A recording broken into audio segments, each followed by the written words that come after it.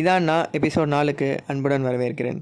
Goa plan கூட போட்டு போயிடலாம் போல், ஆனால் அந்த ஜிம்முக்கு போகிறது அவ்வளோ கஷ்டமாக இருக்குது. லாஸ்ட்டு 1 வீக்காக ஜிம்முக்கு போகிறதுக்காக நானும் என் ஃப்ரெண்டு ஒருத்தனை கஷ்டப்பட்டு கூப்பிட்டுருக்கேன். அவன் ஒரு நாள் ஒரு ரீசன் சொல்லிகிட்டு இருக்கான். இன்றைக்கும் கூப்பிட்டேன், இன்றைக்கும் ஒரு ரீசன் சொன்னான், வண்டி டயர் வெடிச்சிருச்சுன்ட்டு. சரி, இதுக்கு மேலே சரிப்பட்டு வராதுன்னு சொல்லிட்டு நேராக அவன் வீட்டுக்கே கிளம்பி வந்துட்டேன். இவர் தான் நம்ம நண்பர் கிஷோர்.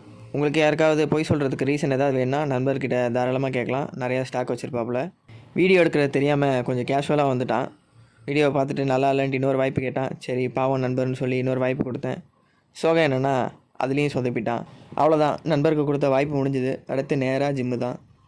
ஜிம்முக்கு போனதும் எல்லா எக்யூப்மெண்ட்லேயும் எக்ஸசைஸ் பண்ணுறோம், மாஸ் பண்ணுறோன்னு நினச்சிட்டு தான் வந்தேன். ஆனால் மொதல் நாள் அப்படிலாம் பண்ணக்கூடாதான், வார்ம் அப் பண்ணிட்டு தான் பண்ணணுன்னாங்க. சரின்ட்டு எல்லா எக்யூப்மெண்ட்டும் ஒர்க் ஆகுதான்னு மட்டும் செக் பண்ணிவிட்டு இந்த ஒரே ஒரு எக்ஸசைஸ் மட்டும் பண்ணேன். பார்க்குறக்கு உங்களுக்கு விளையாடுற மாதிரி தான் இருக்கும், பட் இட்ஸ் எக்ஸசைஸ். அவ்வளோதான், ஒரு வழியாக ஜிம் போயிட்டு வந்தாச்சு. நம்ம ஜெயிச்சிட்டோம் பாரா, ஜெயிச்சிட்டோம். ஜிம்முக்கு ஒரு நாள் போகிறது பெரிய விஷயம் இல்லை, ஒரு நாளும் போகலாம். பார்க்கலாம் எவ்வளோ நாள்னு.